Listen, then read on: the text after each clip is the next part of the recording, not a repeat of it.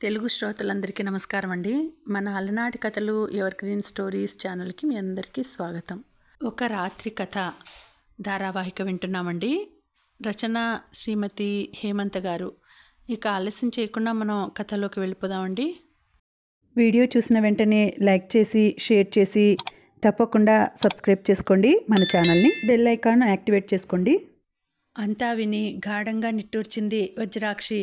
అది సంతోషమో నిరాశో తెలియదు, కానీ మొత్తానికి ఎంతో కొంత సమాచారం లభించినందుకు కాస్తలో కాస్త తెప్పరిల్లినట్టు అనిపించింది.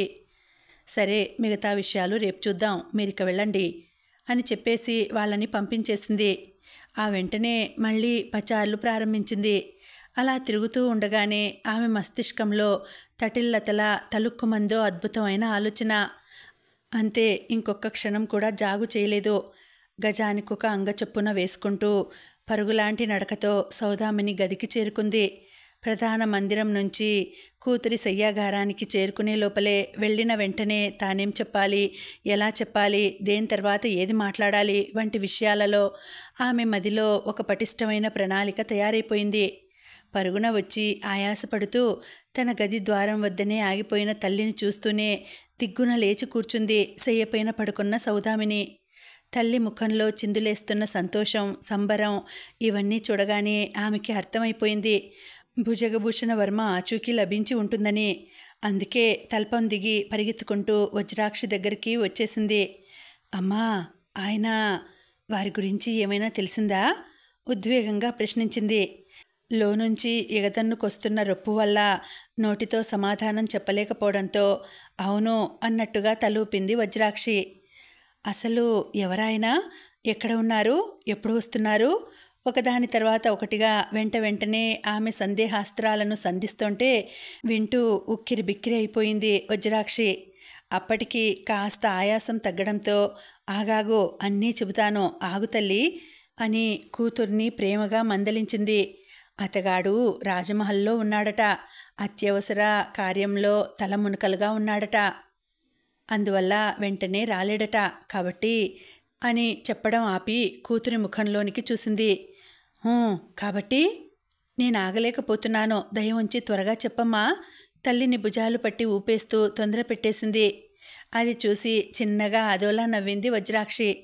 కాబట్టి రాత్రి 2 జాములు గడిచాక ఇక్కడికి వస్తాడట అంది కూతుర్ని ఊరిస్తున్నట్టు. ఆ మాట వింటూనే పట్టరానంత సంతోషంతో ఉక్కిరి బిక్కిరి అయిపోయింది సౌదామిని. సంబరం పట్టలేని దానిలా ఎగిరి గంతులేసింది. మందిరమంతా పరుగులు తీసింది. తీసి అలసిపోయి అక్కడే ఉన్న ఒక ఆసనం మీద కూలబడిపోయింది.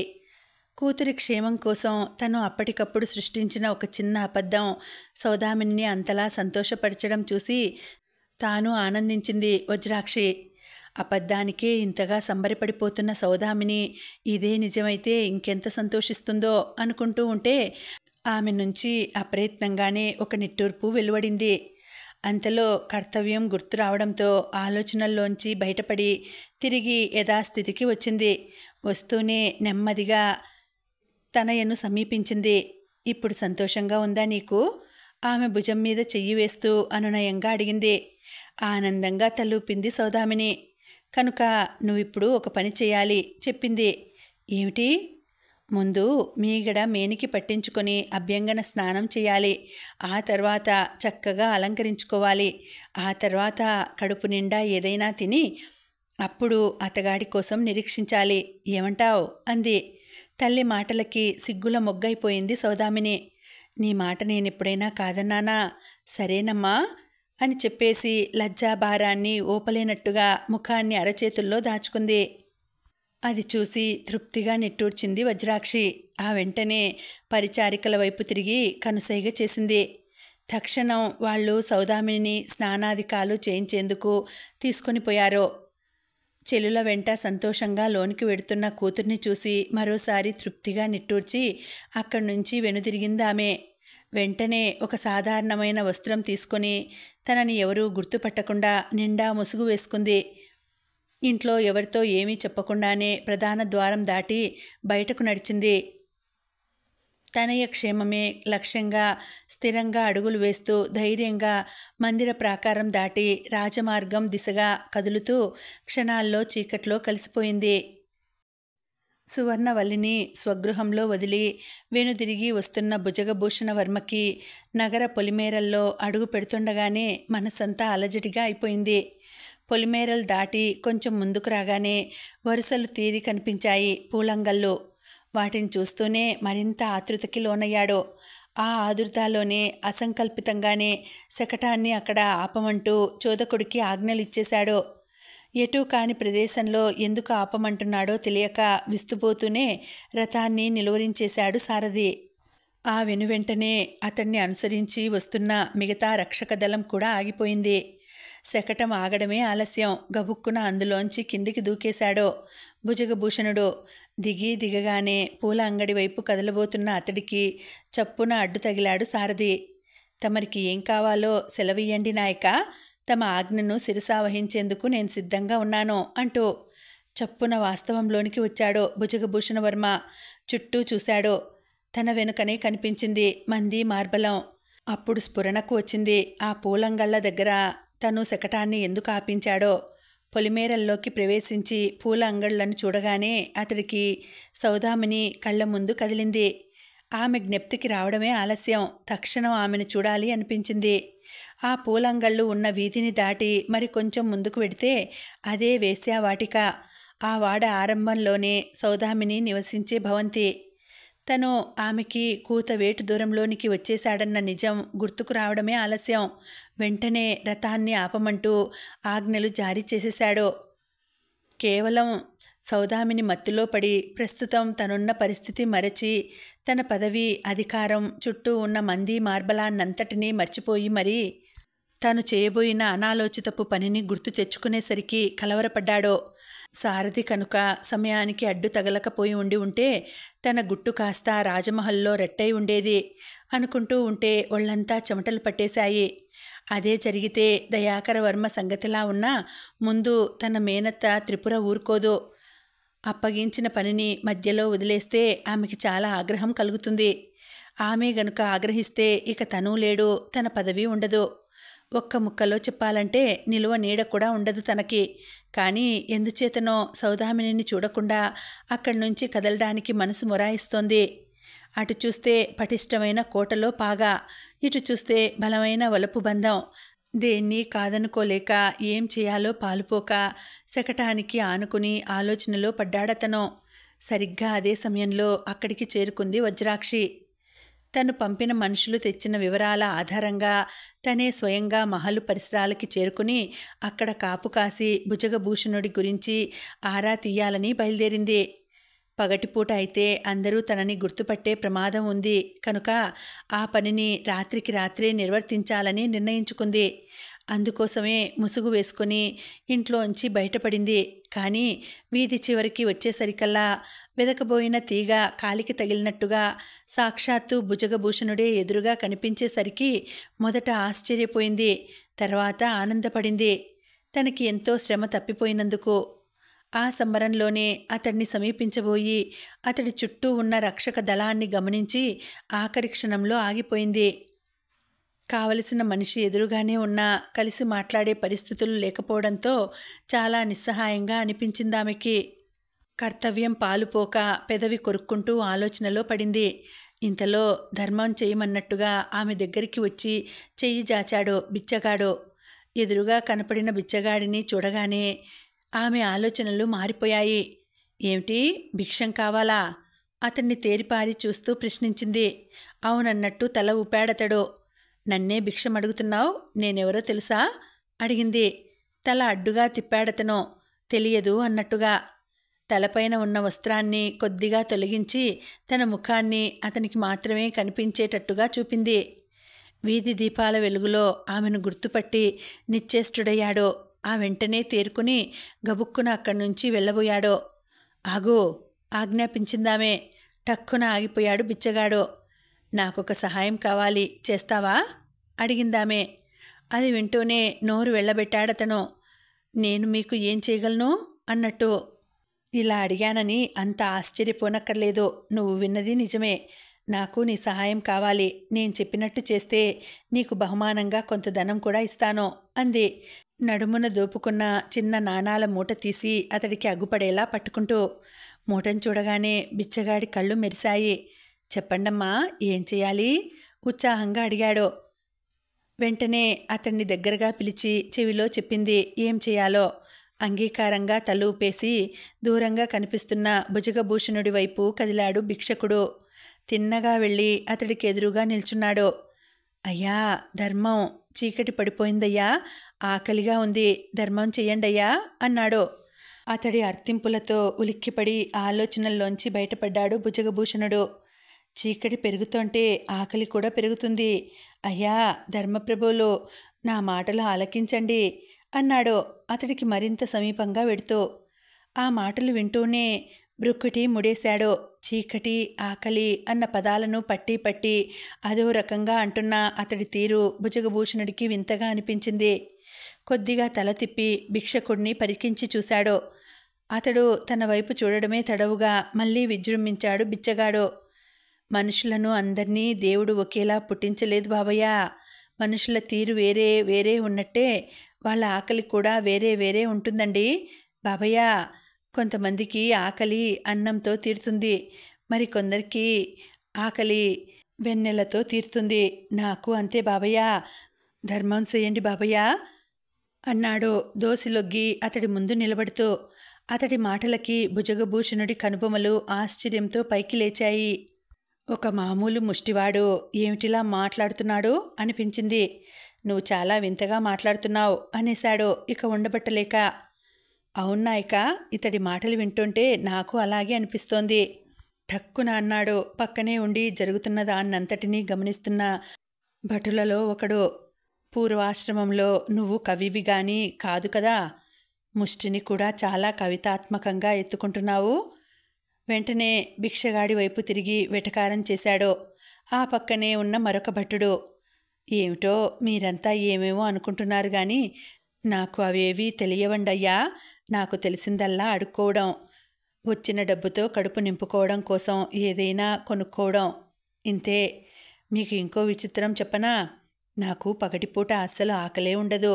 కానీ అదేమిటో చీకటి పడి చందమామ చుక్కలు కనిపించే కొద్దీ అలా ఆకలి అలా పెరిగిపోతూ ఉంటుందంటే నమ్మండి. అందుకే నేను పగలు కంటే రాత్రే ఎక్కువగా భిక్షమెత్తుకుంటూ ఉంటానండయ్యా. చీకటి పడింది కదండయ్యా, అందుకే ఆకలిస్తోందండయ్యా అన్నాడు పొట్ట తడుముకుంటూ. భిక్షకుడు సమాధానం చెబుతున్నది వెనక ఉన్న భటుడికే అయినా ఆ మాటలన్నీ అతడు తదేకంగా తననే చూస్తూ చెప్పడంతో ఉలిక్కిపడ్డాడు భుజగభూషణవర్మ. అవే మాటలు యథాతథంగా ఎప్పుడో ఎక్కడో విన్నట్టుగా ఉండడంతో నుదురు రుద్దుకుంటూ ఆలోచనలో పడ్డాడు. 2 లిప్తల్లో చటుక్కున స్మృతిపథంలో తలుక్కుమంది సౌదామిని. అవును, ఈ మాటలు ఎక్కడో ఎప్పుడో విన్నవి కావు. వచ్చే రోజున కొద్ది గడియల ముందు తను సౌదామినితో అన్నవి. అన్న సంగతి గుర్తురాగానే అదిరిపడ్డాడు. చివాలన తల తిప్పి బిచ్చగాడి కళ్ళల్లోకి సూటిగా చూశాడు. అతడి కళ్ళు ఏవో సందేశాలు అందిస్తున్నట్టుగా అనిపించడంతో అనుమానం కలిగి చుట్టూ చూశాడు. అప్పుడే అతడి కంటబడింది దూరంగా ముసుగు వేసుకుని ఉన్న వజ్రాక్షి. అప్పుడు అర్థమైంది అతనికి, సౌదామిని కూడా తన కోసం తనలాగే పరితపించిపోతోంది. తన జాడ తెలియక వేదన పడుతోంది. తన గాఢ పరిష్వంగం కోసం అలమటించిపోతోంది. అందుకే స్వయంగా తల్లిని పంపింది అని అప్పుడు తక్షణ కర్తవ్యం స్ఫురించింది. వెంటనే బిచ్చగాడి వైపు తిరిగాడు. ఏరా, అడుక్కోవడానికి వేళాపాలా ఉండొద్దు గట్టిగా వజ్రాక్షికి వినపడేలా భిక్షకుడిపైన విసుక్కున్నాడు. ఆ అరుపులకి అతడు భయపడలేదు. లేదండయ్యా, ఆకలేస్తోంది అన్నాడు దీనంగా. నీకే కాదు, నాకు ఆకలిస్తోంది. కానీ చూస్తున్నావుగా నా చుట్టూ ఎందరున్నారో. పదవి, అధికారం, బరువు, బాధ్యతలంటే ఇదిగో ఇలాగే ఉంటాయి. ఆకలిస్తున్నా అన్నీ అందుబాటులో ఉన్నా తినడానికే అవకాశం ఉండదు. అయినా దూరాన నిలబడి చూసేవాడివి, ఇవన్నీ నీకేం తెలుస్తాయిలే అన్నాడు నిట్టూర్చుతూ. చుట్టూ ఉన్న వాళ్ళందరికీ అతడి మాటలు విధి నిర్వహణలో ఏర్పడిన ఒత్తిడి వలన వచ్చిన విసుగులాగానే అనిపించాయి. కానీ ఆ విధంగా అతడు బిచ్చగాడిని అడ్డుపెట్టుకుని వజ్రాక్షికి సందేశాన్ని పంపిస్తున్నాడన్న నిజం మాత్రం తెలియలేదు. వాటిలోని అసలు అంతరార్థం అవగతమైంది. దూరాన నిలబడి ఇదంతా గమనిస్తున్న ఒక్క వజ్రాక్షికి మాత్రమే. భుజగభూషణ వర్మ అంత కసురుకున్న బిచ్చగాడు అక్కడి నుంచి కదల్లేదు సరికదా. చీకటయింది బాబయ్య, ఆకలేస్తోంది బాబయ్య అన్నాడు మళ్ళీ అక్షరాన్ని ఒత్తి పలుకుతూ. వేస్తే నేనేం చేయను, నా వల్ల కాదు. అయినా నీ ఆకలికి వేళాపాలా లేదా ఏం, పో అవతలికి అన్నాడు విసురుగా. ఇదే మీ ఆఖరి మాట అడిగాడు ముష్టివాడు. అవును, ఇవాళకి ఇదే మాట. ఇక రేపటి సంగతి రేపు ఆలోచిస్తాను. నాకు దానం చేయాలనిపిస్తే చేస్తాను, లేదంటే మానేస్తాను. ఇప్పటికైతే నీకు నేను ఒక్క నాణెం కూడా ఇవ్వను, వెళ్ళిపో అన్నాడు ఖరాఖండిగా. నిజానికి అలాంటి వాళ్ళు కంటపడంగానే అడగకపోయినా తనే వాళ్ళని పట్టుకుని నిలేసి మరీ దానధర్మాలు చేసే అతడు ఆ రోజు అలా బక్క చిక్కిన బిచ్చగాడి మీద జాలి దయ లేకుండా మరీ కర్కశంగా మాట్లాడుతుండడం చూసి చుట్టూ ఉన్న భటులు విస్తుపోయారు. ఎందుకనో తమ నాయకుడు వింతగా వ్యవహరిస్తున్నాడనిపించింది వాళ్ళకి. కానీ ఆ మాట అడిగే దమ్ము ధైర్యం ఎవరికీ లేవు. అడగడమే కాదు, అతన్ని కాదని ఆ బిచ్చగాడికి నాణ్యాలు ఇచ్చేంత సాహసం చేసే ఉద్దేశం కూడా వాళ్ళల్లో ఎవరికీ లేదు. కనుకనే అతనితో పాటుగా అందరూ మిన్నకుండిపోయారు. ఇక ఎవరూ ఏమీ ఇవ్వరని తెలియడంతో ముఖాన్ని వేలాడేసుకుని అక్కడి నుంచి అవతలికి వెళ్ళిపోయాడు బిచ్చగాడు. అతడు వెను తిరగడమే ఆలస్యం. భుజగభూషణుడు చప్పున రథాన్నధిరోహించి పదా అన్నాడు సారథి వైపు చూస్తూ. అతడు ఆజ్ఞాపించడమే ఆలస్యం. కళ్ళాలు వదిలి అశ్వాలను అదిలించాడు సారథి. మరుక్షణమే శరవేగంతో ముందుకు దూకింది శకటం. ఆ వెనుకే కదిలింది రక్షక దళం. రథం కనుమరుగయ్యేంత వరకు చూసి అప్పుడు అక్కడి నుంచి వెనుదిరిగింది వజ్రాక్షి. వెళ్లే ముందు బిచ్చగాడికి బహుమానం ఇచ్చి అతడికి కృతజ్ఞతలు తెలపడం మరవలేదు. అవసరం తీరగానే కానుక ముఖాన విసిరేసి వెళ్ళిపోకుండా పనిగట్టుకొని తనకి కృతజ్ఞతలు చెబుతున్న వజ్రాక్షిని అబ్బురంగా చూశాడు భిక్షకుడు. రాజమహల్లోనికి ప్రవేశిస్తూనే సాధారణ దుస్తుల్లోకి మారిపోయాడు భుజగభూషణ వర్మ. సౌదామిని సోయగం సొగసు అది తనకీనాడు ఎంత ఆశపడుతున్నా అందని తీరు అతన్ని మరీ మరీ విసిగిస్తుంటే ఆ బాధ తాళలేక నిద్రకి దూరమయ్యాడు. ఇంకొకప్పుడు మరొకప్పుడు అయితే మత్తుగా నిద్ర పట్టేందుకు అతడు ఖచ్చితంగా మధువును ఆశ్రయించి ఉండేవాడు. కానీ ఆ రోజెందుకో దాని జోలికి పోబుద్ధి కాలేదు. కొంచెంసేపు మందిరంలోనే అటూ ఇటూ పచార్లు చేశాడు.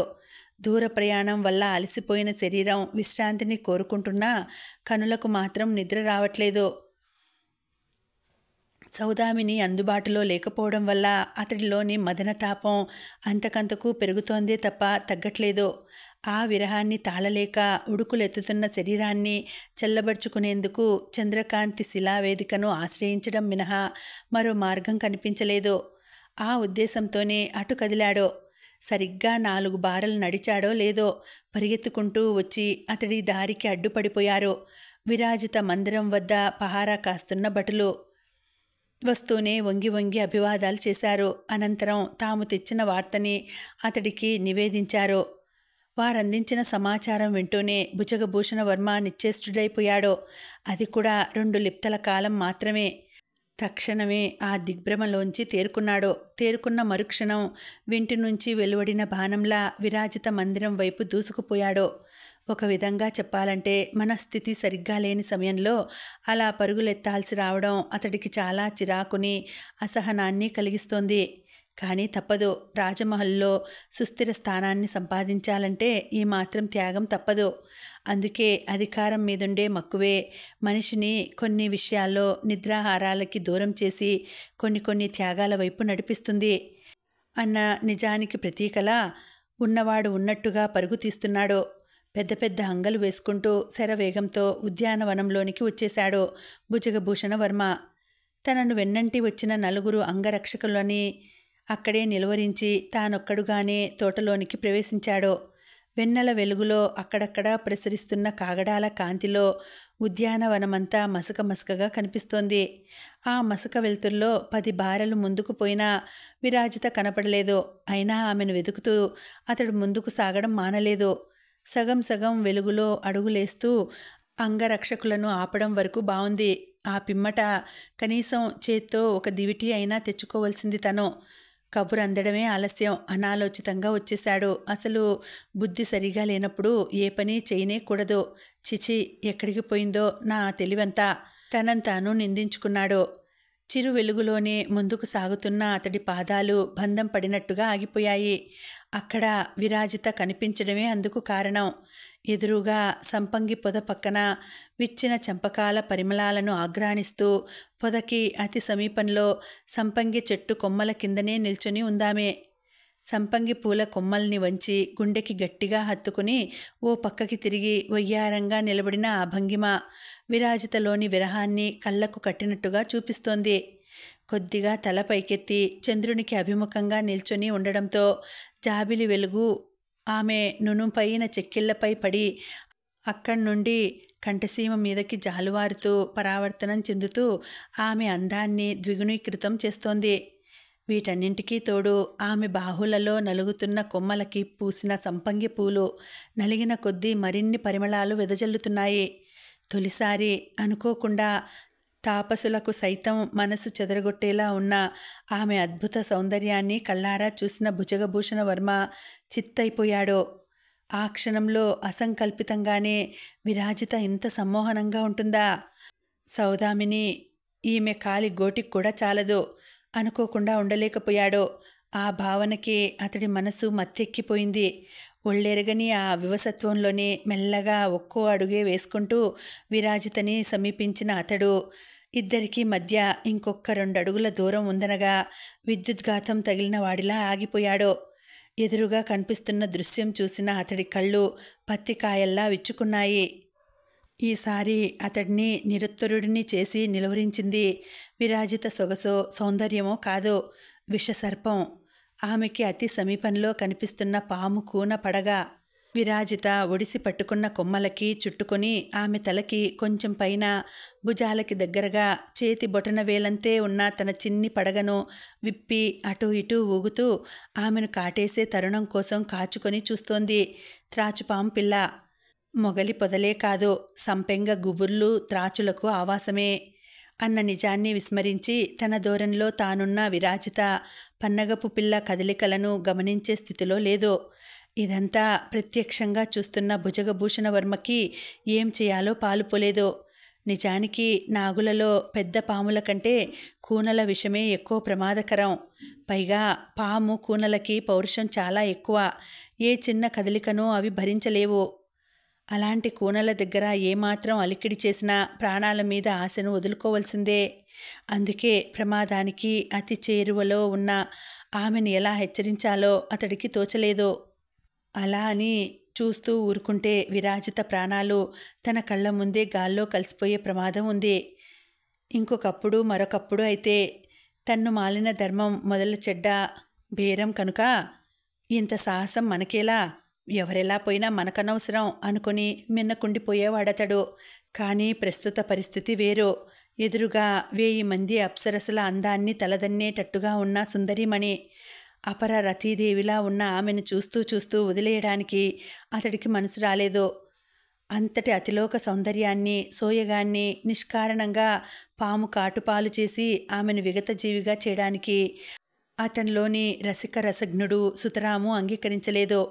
కనుకనే ఆ అందం అనాఘ్రాణితంగా రాలిపోను వీలు లేదు. కాబట్టి త్వరగా ఏదో ఒకటి చేసి ఆమెను కాపాడి తీరమని ఘోషిస్తోంది అంతరాత్మ. అంతరాత్మ చేస్తున్న ప్రబోధాన్ని పెడచెవిన పెట్టలేక దానికి తోడు మహలులో సుస్థిర స్థానం అనే స్వార్థం కూడా ఉండనే ఉంది. కనుక ఎలా అయినా ఆ అందాన్ని కాపాడి తీరాలని నిశ్చయించుకున్నాడు. అందుకే అంతలా ఆరాటపడుతున్నాడు. కానీ ఆమెను ఆ ఆపద నుంచి తప్పించడానికి ఏం చేయాలో అది మాత్రం చప్పున తోచలేదు. అతడు దానికి సంబంధించిన తీవ్రమైన ఆలోచనలో ఉండగానే అనుకోకుండా పక్కకి కదిలింది పరధ్యానంగా ఉన్న విరాజిత. ఆ సడిని భరించలేనట్టుగా మరింత రెచ్చిపోయింది పాముకున. అంతే, బుస్సున బుస కొడుతూ తన పడగని మరింతగా విప్పి బాగా వెనక్కి వంగింది. అదే ఊపులో ముందుకొచ్చి కసిగా కాటేసేందుకు. అప్పుడు చప్పున స్పృహలోకొచ్చాడతడు. వస్తూనే మెరుపు వేగంతో కదిలాడు. ఒక్కంగలో ముందుకు ఉరికి అదే ఊపులో తన 2 చేతులతో బలంగా విరాజిత నడుమును చుట్టేసి ఆమెతో సహా గిర్రున వెనుతిరిగాడు. ఆపద తరుముకొస్తున్న తొందరలో కావలసిన దానికంటే ఎక్కువ బలాన్ని ఉపయోగించడంతో వేగం దానంతటదే పెరిగిపోయింది. దాంతో 1-2 చుట్లతో సంపంగి పొద దగ్గర నుంచి యువతల పడాల్సిన ఆ ఇరువురు గిర్రున 5-6 చుట్లు తిరిగిపోయారు. ఆ తిరగడంలో వాళ్ళకి తల కూడా తిరిగిపోవడంతో నిలదొక్కుకోలేక ఇద్దరూ చుట్టుకుని ఒకరినొకరు పట్టుకొని నేల మీద పడ్డారు. అప్పుడు కూడా అదుపు చేసుకోలేక ఒకరి మీద ఒకరుగా కిందు మీదలవుతూ దొర్లుకుంటూ వెళ్ళి 10 బారెల దూరంలో ఆగారు. ఆగిన వెంటనే ఇద్దరిలోకి ముందుగా తేరుకున్నది భుజగభూషణుడే. ఇహంలోనికి వస్తూనే, ఎవరక్కడా, త్వరగా రండి, విషసర్పం అంటూ కేకలు పెట్టాడు. అతడి అరుపులు వింటూనే బిలబిలలాడుతూ వచ్చేశారు. ఉద్యానవనం బయటే వేచి ఉన్న రక్షక దళం. వెంటనే కాగడాలు తెచ్చి భుజగభూషణవర్మ సైగలతో సంపంగి పొద దగ్గరికి పరుగు తీశారు. క్షణాల్లో దాన్ని చుట్టుముట్టి పాము కూనను వెదికి పట్టి దాన్ని తుదముట్టించారు.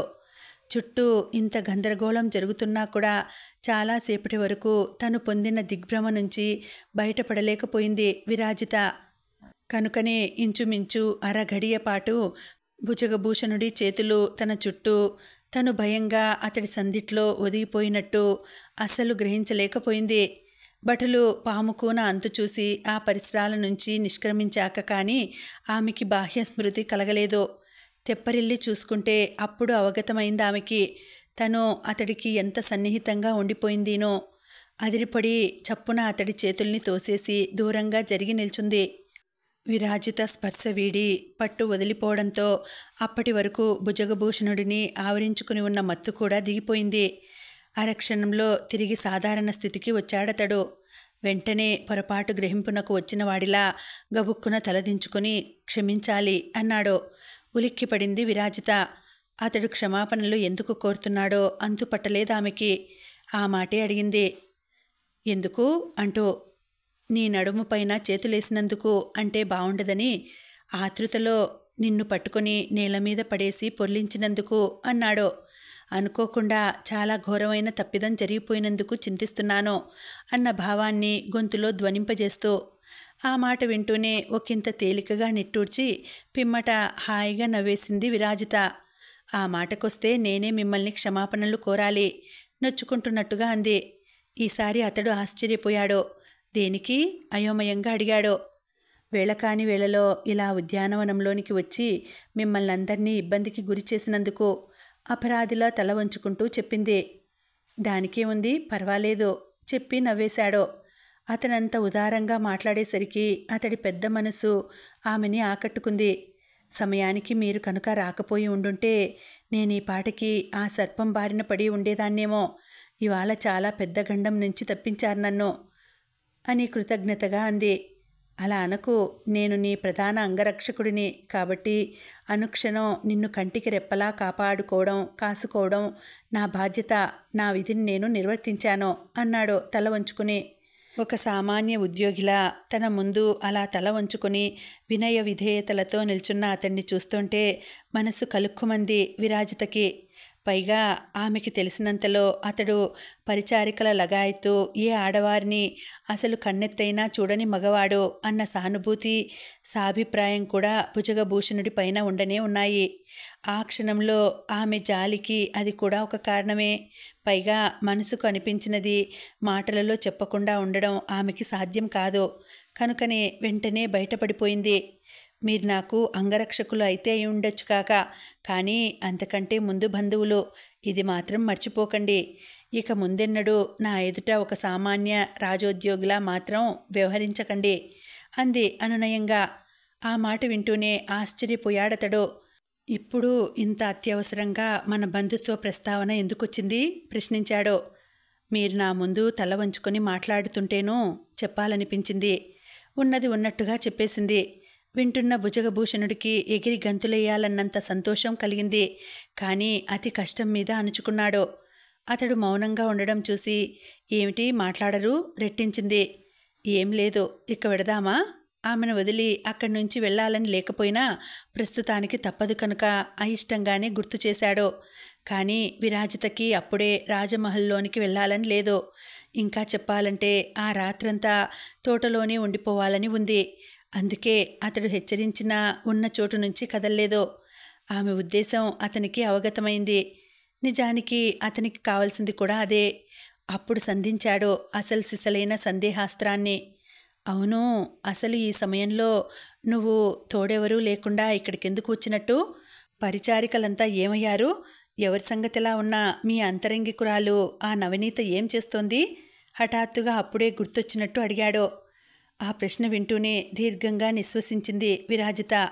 అందరూ అందుబాటులోనే ఉన్నారు, కానీ నేనే వెంట ఎవరినీ రావద్దని ఆదేశించాను. సంకోచించకుండా చెప్పేసింది. ఎందుకు? బ్రుకుటి ముడేసి అడిగాడు. ఏకాంతం కోసం. అదే, అంత ఏకాంతం కావాల్సినంత అవసరం ఏమొచ్చింది అని చనువుగా నిలదీశాడు. మనసు బావుండక టక్కున చెప్పేసి కంగారులో నోరు జారినందుకు చప్పున నాలుగు ఖర్చుకుంది. అది విన్న తరువాత అతను ఇంకా ఏమైనా ఆరాలు అడుగుతాడేమోనని భయపడింది. కానీ భుజగభూషణ వర్మ ఏమీ మాట్లాడలేదు. అయినా సరే ఇంకా అలాగే అక్కడే ఉంటే ఇరువురికి మధ్య సంభాషణ పెరిగి మాటల్లో మాటగా అసలు విషయం బయటపడిపోతుందేమోనని విరాజితకి భయం వేసింది. అందుకే ఇక వెడదామా అంది అతని ముఖంలోనికి చూస్తూ. బదులుగా తల పంకించి కొద్దిగా పక్కకి తొలగి ముందు నువ్వు పద అన్నట్టుగా సైగ చేస్తూ దారి చూపించాడు. అతడి చతురతకి ముచ్చటేయడంతో చిన్నగా నవ్వి ముందుకు కదిలిందామే. అంగరక్షకుడిలా ఆమెను అనుసరించాడతను. ఆహా, అలా నటిస్తూ విరాజిత నడకలోని హొయలును వెనక నుంచి పరిశీలిస్తూ తనివి తీరా ఆ సొగసులను ఆస్వాదించసాగాడు భుజగభూషణ వర్మ. నమ్మకంగా తన ముందు నడుస్తున్న విరాజితను గమనించిన అతడి మనసులో అప్పుడే ఒక దుష్ట ప్రణాళికకి అంకురార్పణ జరిగింది. ఇవేమీ ఎరుగని ఆమె మనసు మాత్రం అతడి పట్ల కృతజ్ఞతతో నిండిపోయింది. అయితే తన ముందున్న అతడి కంటే కొద్దిసేపటి క్రితం తనకు హాని చేయబోయి భటుల చేతిలో కడదేరిపోయిన ఆ విషసర్పమే 1000 రెట్లు మేలన్న నిజం ఆ క్షణంలో ఆమెకి తెలియదు. తెలిసి ఉంటే అసలు విషయం అతని కంట్లో పడేదే కాదు. కానీ ఒక్కోసారి అనూహ్యమైనవి జరగడమే జీవితం అంటే. ఆ తర్వాత ఏం జరగబోతోంది? భుజగభూషణుడు విరాజితని తన అభినయంతో ఆకట్టుకోగలుగుతాడా?